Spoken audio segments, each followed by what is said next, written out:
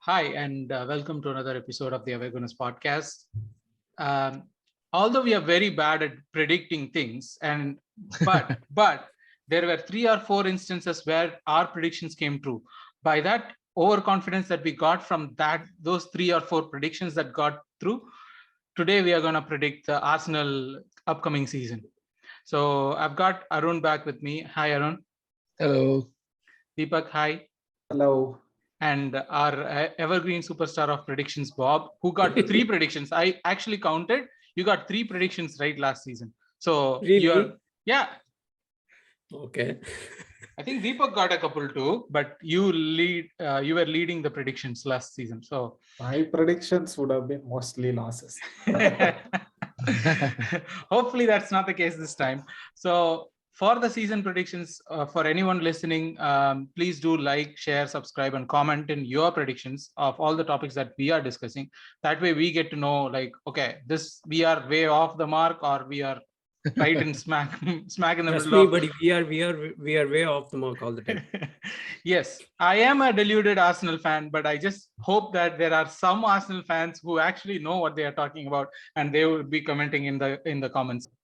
With that out of the way, first let us start with congratulating the England women's team for winning the Euros. It was a nail biter at the end of it, where it went to overtime and they won it. So congratulations to the English women team, and especially congratulations to the Arsenal women who were in the team. Captain by Williamson and Captain. So Williamson. it was finally Leah who brought the football back home, not Mr. Someone Harry. Name. See, that's the happy note that we are starting this season with. So Arun, let me start this question, right? Let's go by position, and to start with goalkeeper, we are losing Leno anyways, and we are having this new guy, and we know what are the problems with goalkeeping position from last season, right? Like, yeah, Aaron Ramsdale, he moved. Like, Aaron Ramsdale is a curious case for me, especially because, like, before he came in, I never thought that goalkeeping was an issue, right? Like, because I always see that, okay, what are the things a player doesn't do as an issue rather than what he is not doing as an issue. So Leno was a great stopper, and I never thought, okay, yeah, he's not doing this passing from the back. That never crossed my mind until I saw Aaron Ramsdale, right? But now I see that as an absolute requirement for the position. So in terms of goalkeeping, yeah, first, before we proceed, I would just like to say, like, great job by Leno. I know we're going to be losing him. 8 million is definitely not the amount of money that a goalkeeper of his quality should be going for in this current market. But unfortunately, it's us. And then he's been a model professional in the time that he's been here. So, like, he's been an amazing player for us, fantastic with whatever he's done. Unfortunately, like you said, like, the very fact that we needed a goalkeeper to play out from the back was known to us only when we decided to evolve and go to the next phase of our, like, evolution in terms of how we play. Because, like, when Leno was there, we were playing with the back three. We won an FA Cup with the back three, and at that point, it didn't really require whatever was needed for what we are doing now to be effective, right? So it was like if you really, like, remember all the goals that we scored during that point, it was like a playbook goal. If you just had these 3-4 passes that were knitted together, ball to Pepe to Aubameyang, and far post we scored. That's how we were doing things. So in that build-up, there was no necessity for the goalkeeper to be involved as much. But then we saw Ramsdale. We bought Ramsdale for that particular feature. That be something that we've discussed all along. Now, you mentioned the curious case in terms of, like, him being super suited for that particular feature, like, playing out from the back, which is the primary requirement for that position that we need. And he's doing that perfectly. Apart from, let's say, like, 2 or 3 away games that we've had last season, every game that required him to be calm, pass the ball out from the back, or like beat the press, he was really good. But when he was bad, he was really bad in those situations. That could have been due to a lot of factors. One, the game that comes to my mind is Newcastle away. Newcastle. Like when such a lot of things are not going your way and everything is stacked up against you, and when your entire attack is dependent on your goalkeeper, you expect a lot more from him than what he did that day. At one point, it seemed like he had no idea of what he was doing, and in that situation, a calmer head in the middle could have also helped, which we probably lacked. So I wouldn't put the entire blame on him. Now, playing out from his back is his strength. That's his forte. So that is something that he can definitely improve. He will improve. And like we saw in the preseason too, they were trying out a couple of things where he was sending the ball directly to Martinelli up on the left wing. And Martinelli, it was something very similar to what Arteta said when we lost to Liverpool. Mm-hmm. If you remember, one of the games he would say, you have the quality of a Van Dijk who's sending an 80-yard pass, Salah chests it and he's taking it to the goal. That's a quality. This sort of a gameplay is possible only if you have the quality. So now, with Ramsdale trying this part, with just playing out from the back, is definitely going to work out for him. That's something that I'm looking forward to. That's something that I know would work. But sorry to cut you off, but the question there is, right, like, what is as a goalkeeping department the season expectation for them, right? Season expectation, yes, I would. That's what I was coming to. That's the thing that bothers me.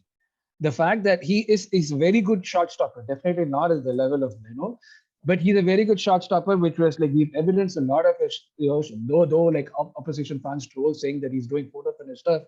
To be able to like make your body do those things and save those goals is not no mean easy. The amount of core strength that you should possess to be able to kind of pull off the save that he pulled off against Leicester, it's no mean feat. So shot stopping he's not a dud there, but he's getting beaten a lot at his near post, and that was a continuous feature in the second half. That is what bothers me. That gives you an easy out when you know that your goalkeeper can be beaten at the near post. That is like an easy out for a team just trying to attack and overload that side of the pitch. It's going to be very easy for them. So that's something that I would that should be the expectation in my head for the season. The build-up play where he's being involved, the percentage of his involvement is definitely increasing.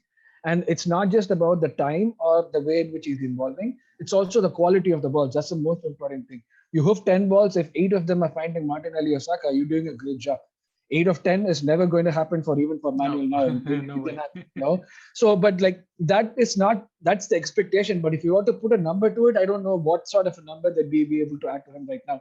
In a game, you do that 10 times, you give me 4 or 5 good balls that can lead to chances. You're doing a good job.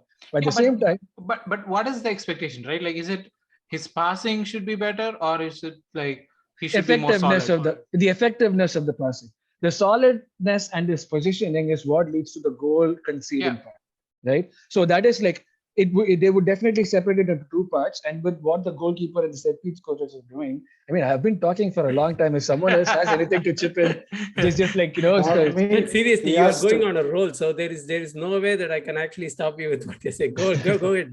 No. So that's what I'm thinking. Like, it should be like 2 separate things. Whatever you already are doing, what your strengths are, make sure your strengths don't drop, which is your ball distribution, the accuracy of your passes, the fact that you're able to see players on the pitch making those runs from your vantage point and you're able to get those passes in there. That sort of thinking in first, the intent, we talk about intent. This is what intent is: finding the right player and giving your right pass. Like you strengthen those things to make sure that those don't dip. For those to dip for a player like him, it should take a lot, lapse of concentration, away fans and all that. But the areas where he's weak, that's the thing that I believe, they should work a lot more. I think they have worked a lot more in terms of goal conceding. The amount of time that he takes to get down. Of course, I'm talking like I'm a goalkeeping expert, but just based on what we've seen on TV, it's just like we see him reacting a little slow when it's his near post, where he should be doing the opposite exactly. And when he's doing his positioning for a corner, or it's mainly for the corners, not for the free kicks, or when there's any long balls swooped in, he is not at the same place where, like, if he parries something, it would fall onto one of our own players. It falls onto an opposition player, So that means like your positioning is off, you're way off the line. and you're not like actually going for things that would not put your teammates in jeopardy, and that's what he's doing. So this shot stopping at the near post, at the far post, I don't think he's conceded a lot of goals. No. Like he goes for the photo finishes to the exactly. So that's the thing. Yes, It also I makes think, it seem like teams know that he's a bit weak in the near post, and they target that more often. Like I said, like putting a couple of extra players to even physically take him out at that point, you blindside him, and that's going to be really easy. Like and crowding is something a lot of clubs do. So that would be my area of improvement. Make sure that you don't concede these goals. Now, how you do it, I don't know. My Definitely. expectation is he has to go back to his form in October and November. He has been Yeah. shit since December. December. Yeah, that's the thing. Second half of the season was, you're right. That's when we noticed. Brutal honesty from Deepak in one No, one like, sentence. Over It's everything. statistically he has been the third worst goalkeeper in Premier League after December. Yeah. So It doesn't matter like when you pass from the back or the thing. Your Okay. first job is to stop the goals. Wow, man! The way Arun explained the whole thing was like watching All or Nothing with Arteta. Arun Teta. From now on, you would be called as Arun Teta. No, just Teta. But one concluding point about Ramsdale, sometimes what I've seen with him, he wants to show that he is very confident, and that sometimes turns into overconfidence in games, and that's why he is. You could see him conceding the meanest of goals, especially after December. He was sort of in the tabs, you could say, until that point in time. But then in some games there was a dip in concentration. Maybe the fact that he was trying to be more, as in he wanted to show himself as some sort of an aggressor on the field or something. Maybe, but then it didn't directly showed the fact that he was responsible for conceding some of the silly goals. But yeah, I agreed with most of what Arun said on that. Just most of, not everything, no? That's too much expectation, Arun. Even we don't agree everything that Arteta does. Okay, so that's easy. Not agreeing to everything Arteta does, it's very easy. But moving on from the goalkeeper's position, right? Like Deepak, I'll come to you for the fullbacks, not the middle of the middle of the defense. But I was thinking of fullbacks, right? Especially, we had a lot of trouble with injuries last season, and what the injuries did was it brought in a drop in quality, right? Like we were ready to have Shaka play a left back over our second choice left back. Yep. Right. So that kind of a situation was there last time, and this time already we have both Tomiyasu and KT injured during the preseason. Yeah. I think I've had enough with KT. but from a fullback position, right? Like we did a lot of things different from the previous Arteta season. As in, what the previous Arteta season did was we either tucked in one fullback and the other fullback went in, or it could be either KT or Tomiyasu, depending on whoever it was. But this preseason, we saw that it was a kind of a different situation where both fullbacks kind of tucked in different positions. Mm-hmm. So what is the expectation? Is the fullbacks, because in Wenger seasons, the fullbacks are a source of assist creators or pass masters. That's not the case with Arteta's team. So how are we going to add an expectation to the fullbacks team? Like, okay, this is what I want you guys to do. What would that be? It's like more of helping out the midfielders right now. It's like it's you can like clearly see we are generally trying to mimic what City does. Yeah. So yeah, that's what Zinchenko is going to bring, and probably he stays injury free. And yeah, talking about drop in quality, of course, we haven't signed anyone in right back. There obviously, if Tomiyasu is not there, there will be like drop in quality in like Cedric. Not like Nuno Tavares level of drop. I still feel Cedric is decent. Okay, I have to bring this at this point. Did you see the? I was actually waiting. How come you didn't mention this thing that you're going to mention? I was waiting for someone to do it. Really, if you have seen the Marseille game this morning, look at the nutmeg that he did there. See, Unreal. nutmeg is not a job of a fullback. He has to defend properly and he has to have a proper positional sense, which he has zero. I See, for one of the nutmeg is predictions like that just flair concepts. Flair doesn't like play well good in Premier League. Probably in French league, it's fine. Flair doesn't bring in the bacon, Bob. Flair doesn't bring in the bacon. No. Okay. You mentioned earlier, Vijay, about the predictions. I'm going to do one no look pass from Nuno Tavares at least once this season. Yeah, so I think the expectation would be to like I don't think so. We expect more. If KD plays, it would be different. And if Zinchenko plays, it would be different how we play. I don't think so. KD would tuck in a lot. It's the best thing about KD is like beating the player, like and Yep. crossing properly. So I think it depends upon who plays. So that is the question, right? Like if, for example, if KT plays and Tomiyasu plays, it's easy for Tomiyasu to tuck into the midfield. That would be easier. But if say KT doesn't play and Zinchenko plays, so who tucks into the midfield at that position, right? Like, is it going It's to be Zinchenko because he's a better passer. But And, Tomiyasu is not like a bomb forward kind of a fullback himself. Like, so would you see? still need protection, right? Like Yeah, but on the back. what I was getting to us, like, would you consider this as a pairing? Like, as in, like, KT plays, Tomiyasu plays, Zinchenko plays, Cedric plays. Would No. that be the pairing? If Tomiyasu is fit, you play Tomiyasu. It's simple as that. You don't want to fall back to Cedric. Cedric would be like, if Tomiyasu is not there, you play Cedric. That's it. One more thing, if I were to add on to what Deepak said, was the fact that one of the things that we complained was lack of another plan in case the first plan doesn't go well, right? This is actually giving us a lot of options. This is giving us a lot of possibilities, which would help us like tackle teams that play very differently. Like, if Zinchenko and Tommy are playing, I know Tommy doesn't bomb forward, but like Deepak said, he provides the insurance that no one else in the team can provide when defending. Like, the amount of defense knows that he has is very different. So it gives us a lot of options, and that's something that I'd be really excited to see for this term.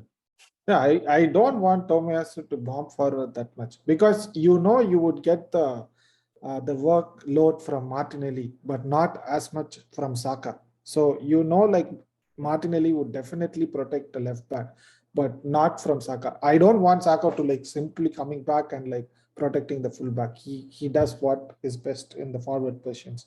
So obviously I want Tomiyasu to stay back. And to your question, Tomiyasu has to play when he's fit. I don't care about these combinations.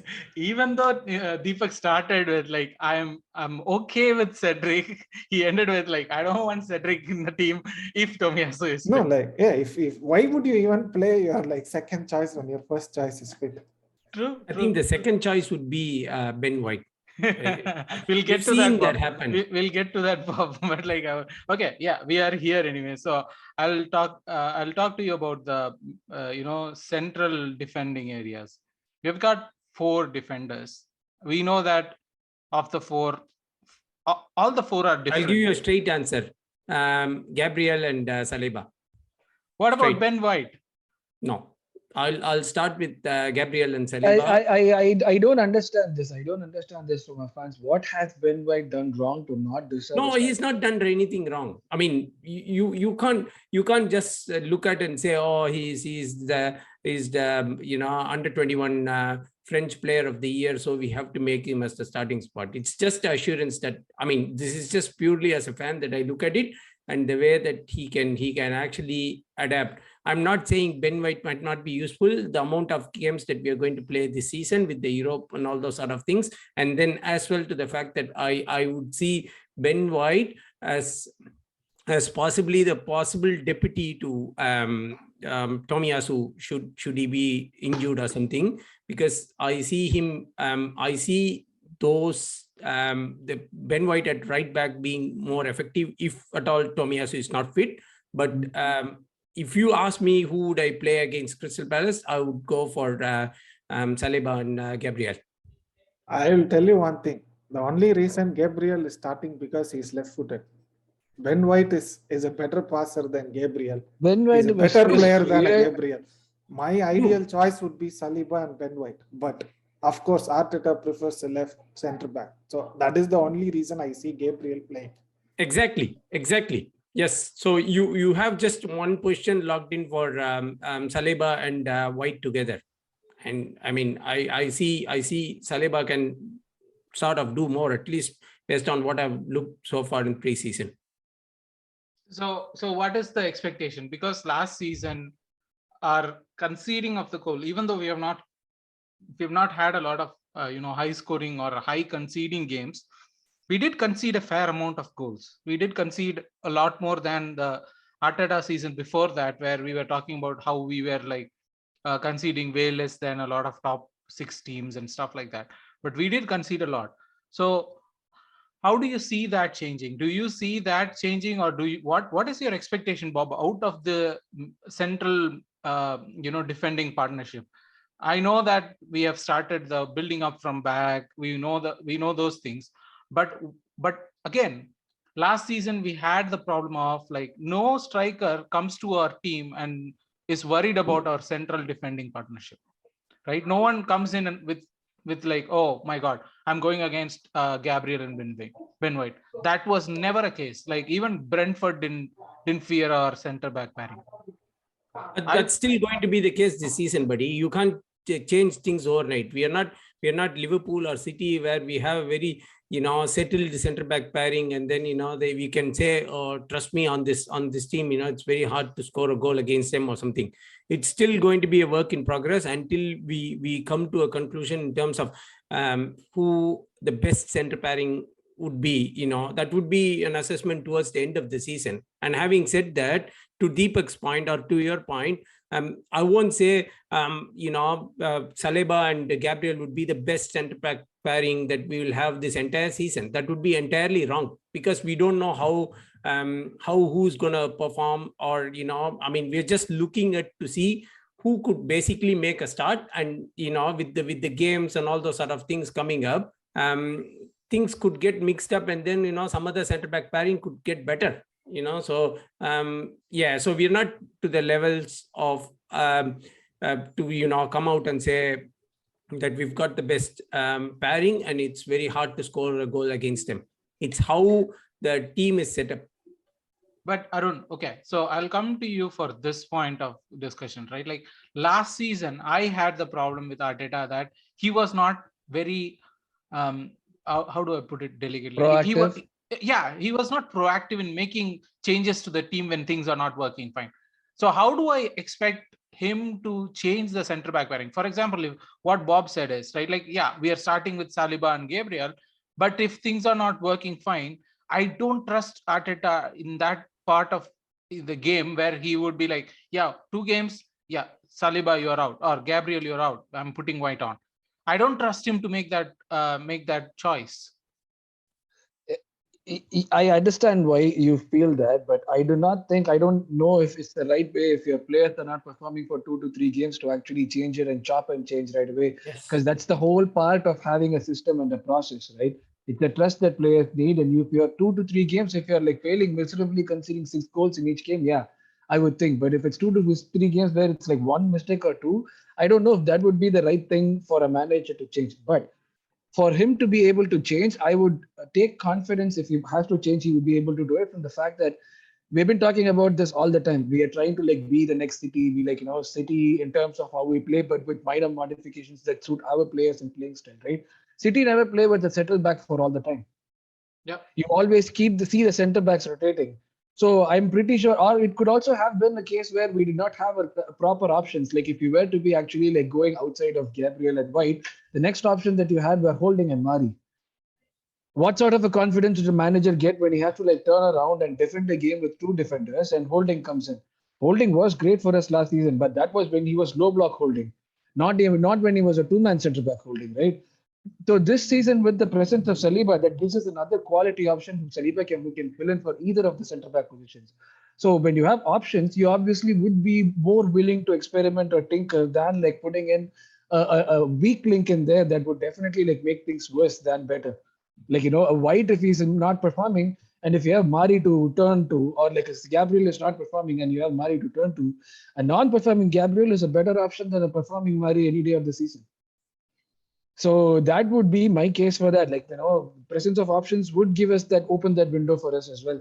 And like the fact that we are able to, play different, I wouldn't say formations, but different ways and different phases of the game because of the presence of these people would mean that this would be something that we will be seeing throughout the team.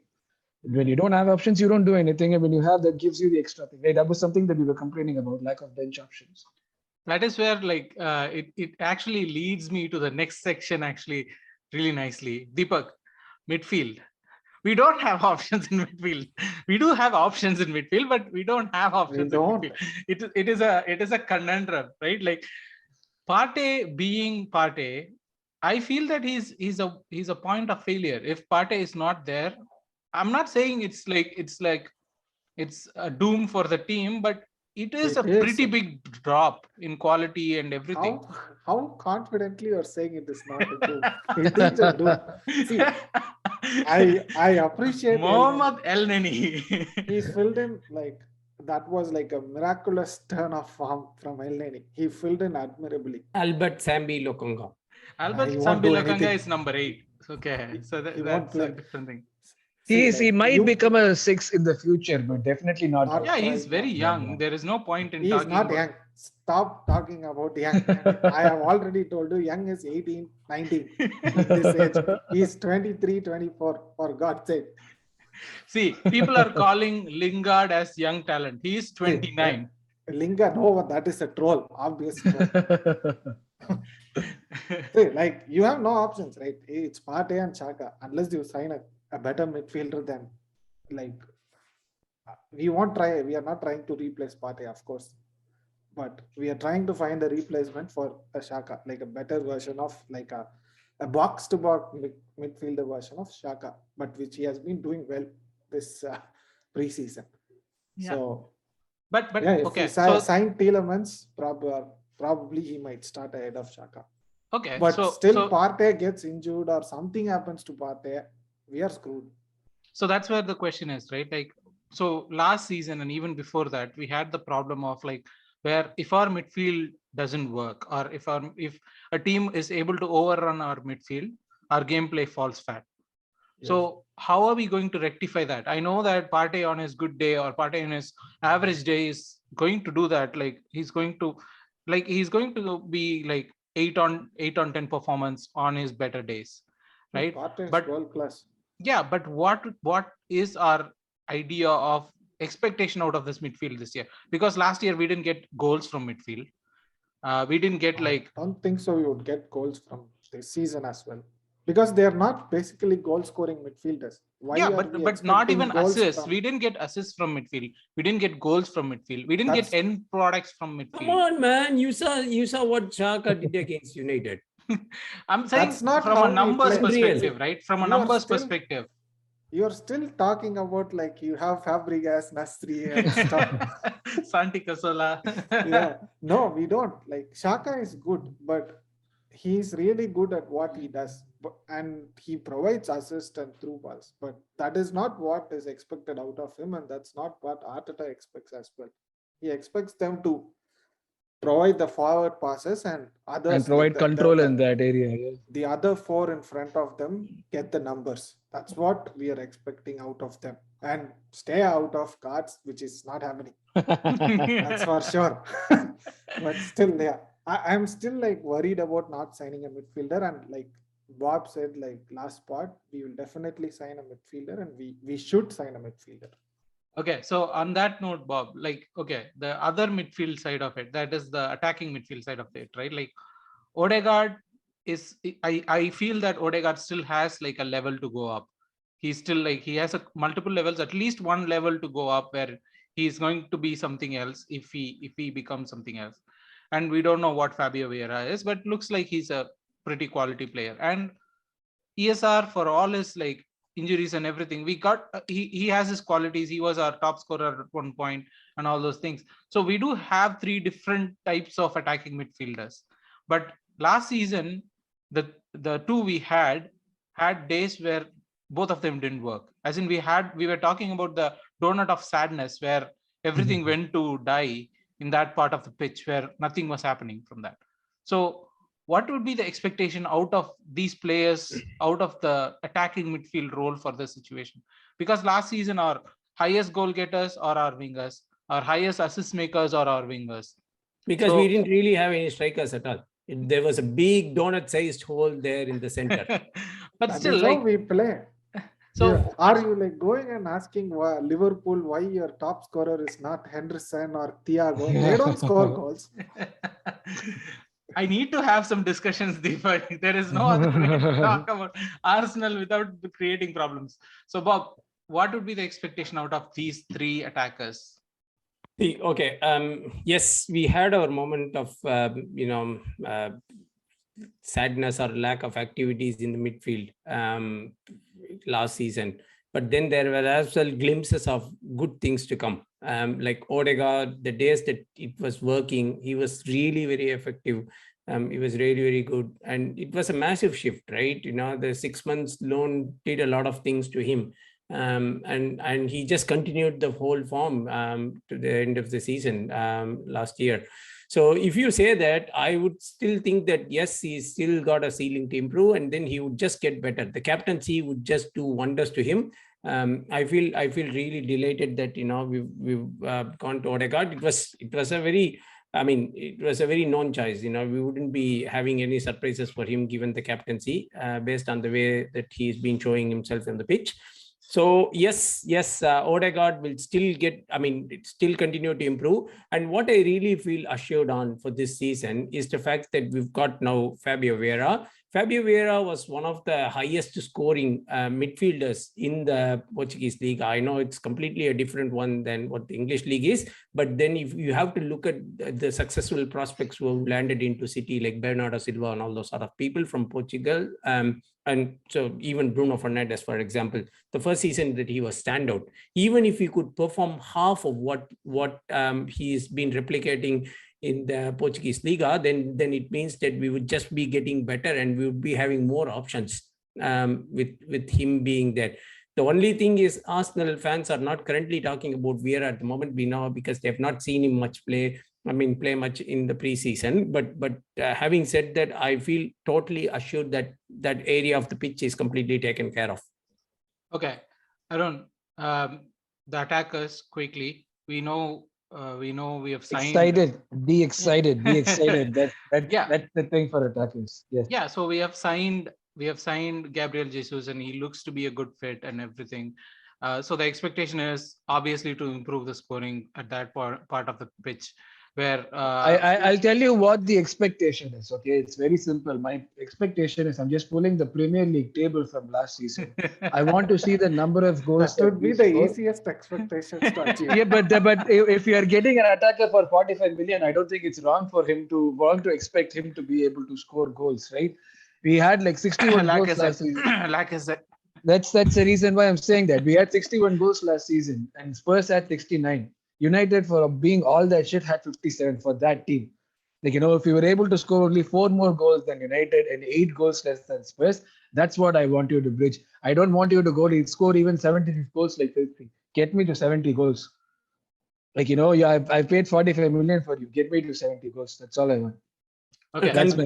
Provided that your midfielders would have to continue scoring at the same rate, or he has to take the burden from them? No, you take the burden from them. We just spoke about our midfielders not being goal-scoring midfielders, which means that the 45 million that we paid for you means that you're going to compensate for them as well. And you're going to have help from the form of Martinelli, Esa, Saka, and Eddie Nketiah, plus Pepe. Right now, that's whom we have, whether we like it or not. So it's the job of these guys to get bulk of the 70 goals that we want to get. We cannot expect Gabriel Magalhaes to score 5 headed goals every single season. That's probably not even going to happen again in his career, So those are the things that we cannot expect. Yeah, probably like 1 or 2 goals from Odegaard here and there, but the bulk of the goals have to come from these guys. Get me to 70 goals. I'm used to watching Arsenal score at least 70 goals. So so I was actually getting to that point around like goals scored and goals conceded. What are our expectations or what we think that we would be doing, right? Like, so is that your expectation from 70 a goal scored? Minimum 70 goals scored, maximum 40 to 45 goals conceded. Nothing more than that. Okay, but that is the expectation. Do you think we will get there? If we can get to 65 goals or like concede by maximum of 50 goals, then that would be good. Because last season we did not concede. We conceded 48. That is a lot. I'm being lenient when I say 40 to 45. Ideally, like if we were to compare Tottenham for their shitty defense, they managed to concede only 40 goals. Chelsea, 33 goals. And if we are to be competing, this is the range that we should be looking at, right? So I would even bring it higher. I would say 70 goals minimum, 35 goals conceded. Okay, that's an expectation. Bob, Yeah, what would be your and expectation? if we can finish at 40 goals conceded, I think that would be good. Okay.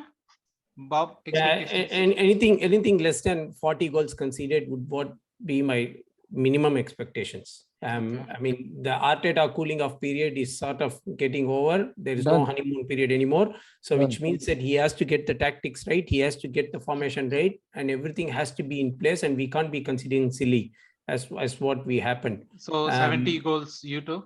You're talking 70 about goals, yes, naturally. And coming to the strikers, right? I keep insisting this. We still are one striker short. Going into the season. If at all we in manage terms of quality.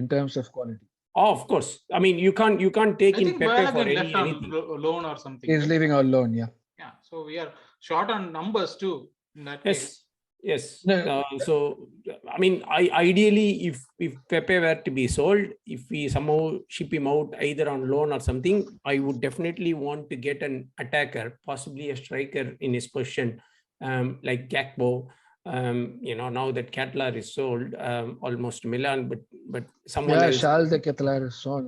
Yeah. So nobody's talking about Rafael Leo. That's surprising too. Yeah. So no one is getting from Milan. No one's kidding. So I mean, I'm not going into names here, but ideally I would want someone to be replaced.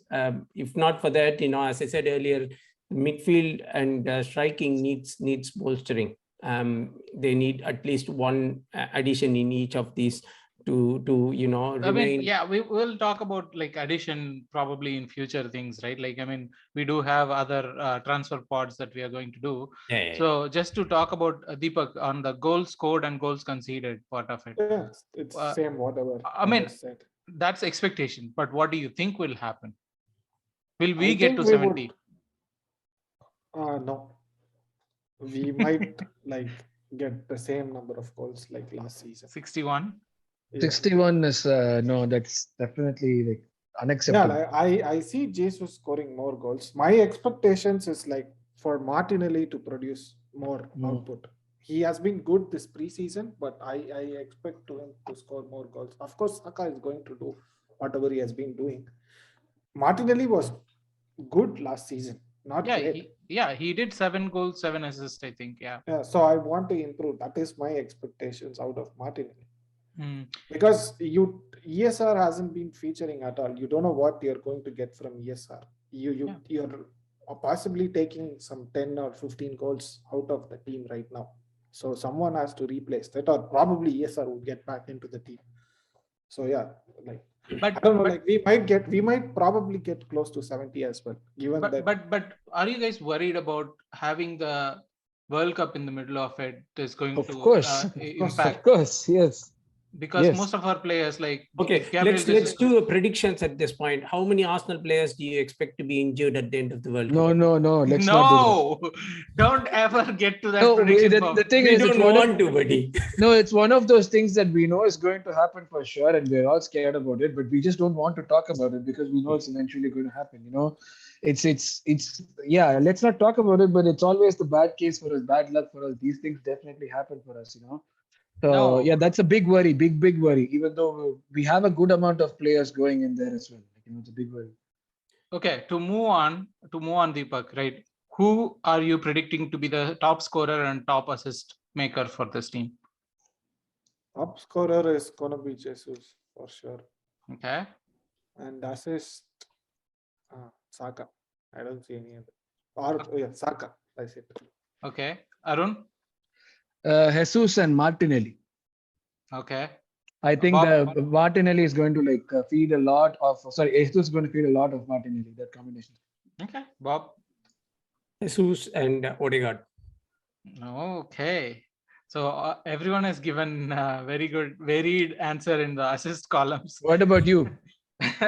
I'm not predicting. I'm just asking. I'm here to ask questions. That's all is my job here. But Okay. on the other side of it, right? Like as in, who do you think is going to be the flop of the season? Because we all talked about like Aubameyang kicking on and doing all these great things, and then he actually left the team. That's how bad it happened. So who do you think is going to be flop of the season? Arun. I wouldn't call this a flop because I don't think anyone's going to be a flop. But Fabio Vieira is not going to have an easy start to the Premier League. So there is a very high possibility of him being branded a flop after the first 2-3 months, or like all the talk coming about him being an expensive addition that is not adding value. He's going to take a little bit of settling time, but if he does, he's going to go boom. So that is the person that I feel would be closest to somewhat of a flop. But in terms of the other players, we always have the regular usual suspects. So out of the new additions, I don't think anyone is going to be branded a flop. But in terms of getting worse, I hope no one does. But I see Cedric's level regressing further a little this. Yeah, that's what I see. Because I don't see Pepe continuing. I don't think there's anything to talk about Pepe either. We know what he's capable of. If he's able to push something positive, that would be a huge thing for us. And I hope he tries to do that if he does stay. But outside of that, I don't see anyone being like a flop, per se. Bob, do you see anyone being a flop? More to Arun's point, I won't go on to say that it is literally a flop, but then the expectations that fans have on one player and the player not matching to that standards, I think if I were to say in that way, then I feel sort of Martinelli would drop down from the standards that he has set from last season. But that would still not be a flop by any means. That would just mean that, he's sort of not matching up to the levels that he had last season. I kind of know Deepak's answer on this, but I am still going to go ahead and ask Deepak. Tell me Deepak, what is your answer? Tierney, Katie would be your choice. No? Sambi. My choice is Ramsdale. Okay, interesting. Ramsdale, you think is going to drop a lot, but because he has lost his competition. There is no one to push. You don't. Matt Turner is not going to push him for sure. He's not at that level. You lost like a proper person who can fight with his position, which is Yeah. He spoke about it last season when Leno lost that sort of a proper push back then. Yeah, you saw right how his quality dropped. Leno used to be a great. That's what I feel. I think Ramsdale might. Quite possible. Interesting.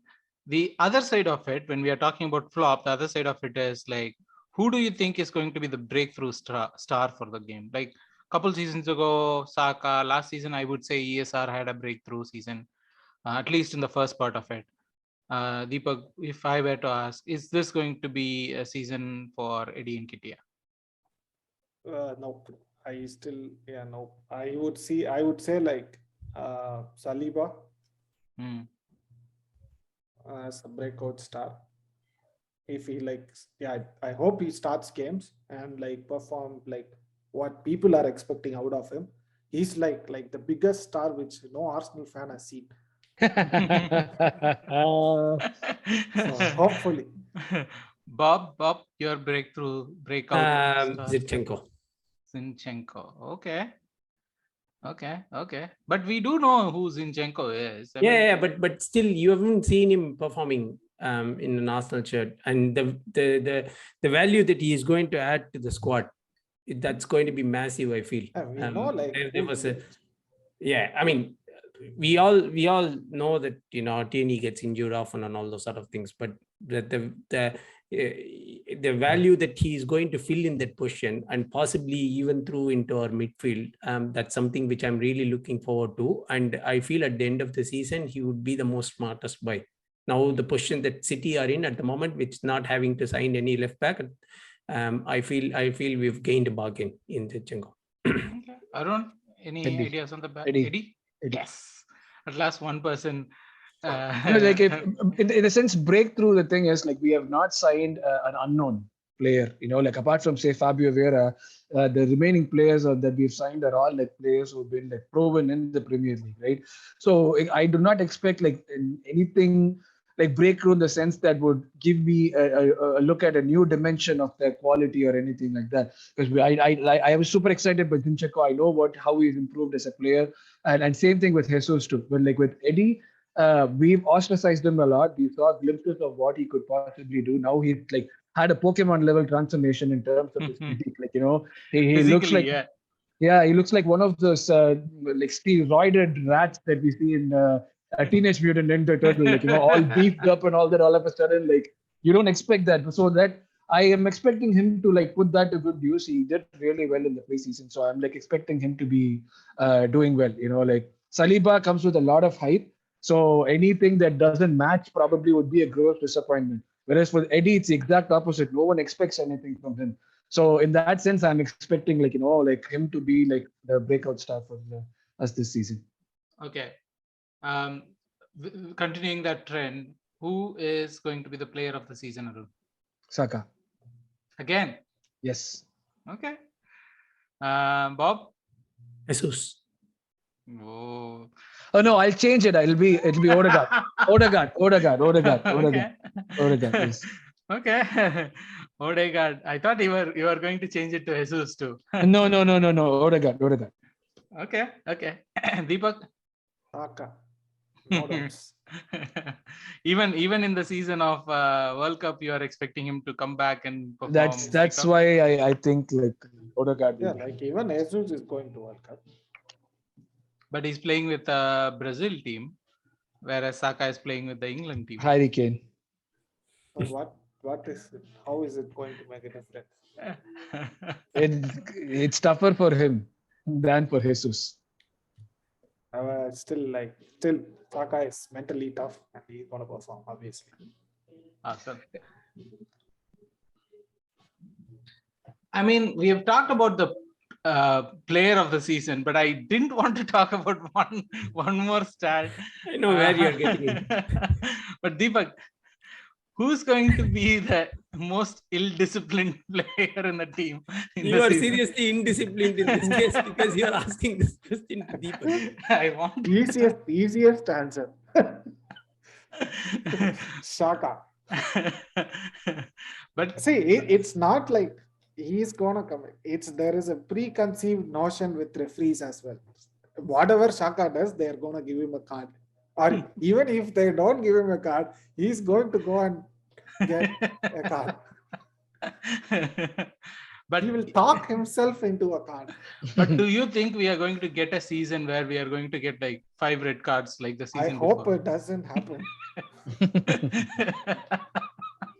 But I see the fear in your eyes. Yeah, I know. Like, we have lost games because of that.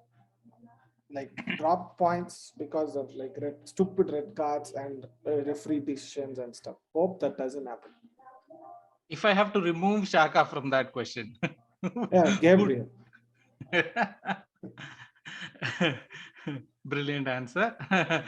Do you guys want to chime in on this, or you guys are like agreeing to that being Shaka as the unanimous choice? You know what? I'll go ahead and I'll say like it.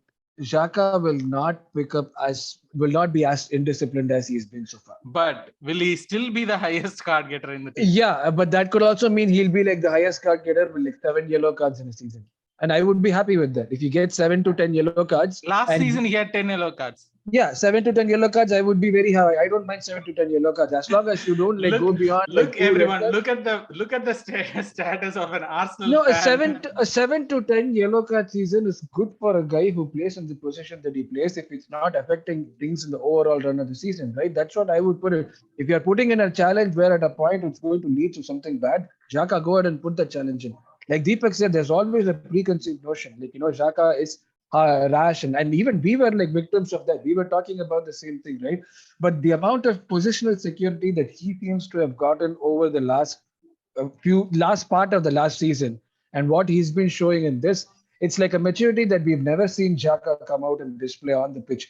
That makes me think like even if he does get the yellow cards, it's not going to be those frustrating pull your hair out yellow cards that we normally see, or like a rash, like I'm going to choke you red card. That's not going to happen. I'm assuming a maximum of 1 or 2 red cards, out of which one might be problematic and one would be a bad, like non-red card offense that you get the red card. But 7 to 10 yellow cards for my central midfielder was going to give me control in the middle of the pitch or like higher at the pitch. I would take that any season. See, if he gets the same protection that Rodri and Fabinho gets, he wouldn't get this much cards. Yeah. You see them making the same fouls, they would walk.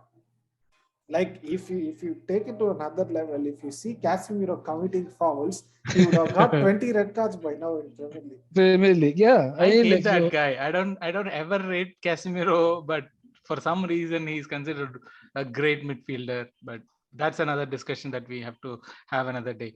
The last couple of things that I want to discuss with you guys, Bob, I'll start with you. Regarding Carabao Cup and FA Cup, where do you see us finishing the season? FA Cup, I mean, it's a cup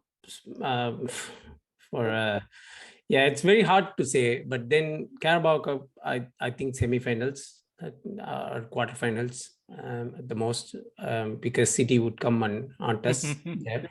Now, FA Cup, I don't know, depending upon how the results go that day, we might even exit in the 3rd round or 4th round, or we might go all the way to semi-finals. But it's very hard to say. But if I were to predict something, I'll say a quarterfinal FA Cup. Quarterfinal FA Cup and a quarterfinal Carabao Cup. Okay, I'll take that. Arun? You know what I feel about the Carabao Cup. I couldn't care less what we do. Like, just play the kids, get to as far as you can. I don't care whether you get out of the 4th round. I think we start in the 4th or 5th round, right? Yeah. So yeah, start and do whatever you can, get out whenever you can. I really don't care about that. FA Cup too, it doesn't really matter to me if you're not going to be doing what we really have to achieve, which is like top 4. So if you're going to tell me like a FA Cup win and a 5th, that is totally useless to me. So FA Cup, like if you can get to quarterfinals, semifinals, good. That would be progress that shows the team strength. But anything beyond that is a bonus. Beyond quarterfinals is a bonus. So do whatever you can. Get to the quarterfinals. Show me that the team is capable of playing the quality. Apart from that, cup, these 2 domestic cups, I really do not. I could care less. I think we've like told enough about the prestige of winning a domestic cup. I think that's good enough. We have enough prestige. I don't care. You don't. Gone are the days we considered like FA Cup as a trophy and giving an excuse. Oh, we have won the FA Cup. That was because we were trophyless for 14, 15 years. That excuse is gone. It's enough. Yeah, so it's like no longer valid. I wouldn't accept. Like Arun said, you win an FA Cup and finish 5th. It doesn't make sense. You get out of those competition, concentrate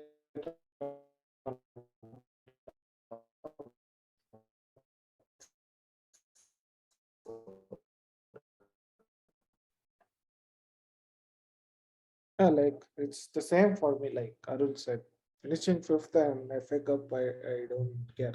Gone are the days where like we give FA Cup winners an excuse. That's because we were 14 years trophyless and stuff like that.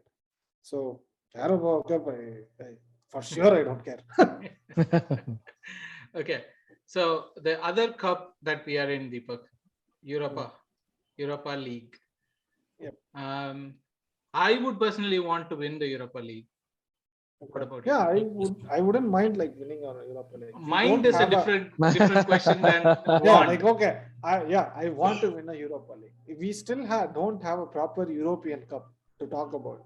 Yeah. Like it's been years since I forgot the name of the Super Cup which we won. We are like we are just like participants of European tour like competitions. We are not like a big team in Europe. So if we win, it would be a great. Yeah, I would obviously I would want us to win. Okay, but do you see us winning? It depends upon the teams which drops from Champions League. Because we were like, I think 2-3 years back, we were like really like good favorites to win the FA Cup, and we faced Atletico Madrid and went out in semi-finals. Yeah, Europa. Yeah. Yeah, so like probably if like some big team drops out of Champions League, I don't see us winning, but still like we should give a proper fight. Okay, Arun. Europa League, yeah, I want to win it, but not at the cost of finishing top four. Yeah. Yeah, United That won would a still Europa. give you a Yeah, Champions League. that's where I'm getting it. It's not just about the Champions League, but when you finish in the top four spots with all that we've done so far, I think that shows me a bigger indication of progress than like winning a cup tournament where that is very dependent on that one day, and the quality of your opposition is not the same as you have in the league. That's where I feel. I would definitely love to win that it. is from a progress perspective, Arun. But it's also like a trophy. Prestige, I don't know. I'll tell you why prestige. Yes, I do agree. We've not won in Europe, and this would definitely be good. But no one talks about a Europa League. Yeah, but see, if we go to top four and go into a Champions League, we are not going to win it next season. Yes, we are not going to win the title next season. No. Yeah, that's okay. So but I mean, if you're looking better at to win a Europa League now and then go into top four Champions League and do whatever the mediocre shit that we have been doing. No. I agree with you. But what I'm saying is, I don't want the Europa League win to come at the cost of a top fourth spot or a third spot, if that is more possible, if we manage to split our eggs in baskets rather than put everything in one basket. I would definitely not go for a Europa League win and a 6th place finish or a 5th place finish. That's what I'm saying. Yeah. So for me, it's like United won a Europa League in the last 5 years. Did anyone talk about it? I mean, United fans did talk about it. Yeah, but like outside of that, nobody cares about it. People even seem to talk more about a smaller team winning. But then when you're Arsenal, though it would be a first trophy, I don't think people would talk about it as much as us, being there in the top four. So that's where I feel like in terms of progress, that would be a better indicator for progress for me than like a Europa League, because we managed to reach the Europa League finals once the last 5 years, and we did manage to reach the semi-final tournaments in the last 5 years. So for me, the league is where it's all about. It's probably one of those old-fashioned guys. Yeah. Bob, Europa League. We have to win it. Yes. To me, I think, that's the culmination of all that we are working towards, right? The way that we've added the whole squad, I mean, and the way that we're trying to get rid of all our deadwoods to only have players who fit in our philosophy. If we are not able to carry ourselves for two competitions, one the league and then as well as the Europa League that we need to focus ourselves on, it feels like a disappointment. And bare minimum, you have to get to semifinals. And if we should be definitely getting better than even whoever is dropping out from the Champions League. And my expectation is, I'm not predicting that they win, but my expectation is they have to win the league, Europa League, and then they have to finish in top four. That's the minimum expectations that the board has to be setting it on the manager. So, and if he does it, the manager leaves. I won't say that, but still, yes. Yeah, that's the expectation for me. Like Arun just pulling the words out of Bob's mouth right there. But yeah, I mean, like we need to set it at some point, right? How can you have the confidence that this guy would be the right man suited for the job if we are not able to do it in spite of all of this? Like, we gave him a leeway, one window spending 150 million. Yeah, but like you've had 2 windows. This is almost your first team, your squad. You're supposed to show results now. As a fan, don't expect me to come and like support you if I'm not seeing the results at that point. So every one of us are saying regarding the league a top 4 position, or are we looking for a top 3? 3 if possible, but 4th I would be happy. Yes. Okay, that's I think that's all we had to discuss today. Thank you guys. Thank you for joining, and for everyone who's listening, please do like, share, and subscribe, and do comment in your predictions for the season, especially where you would want to land on Europa League.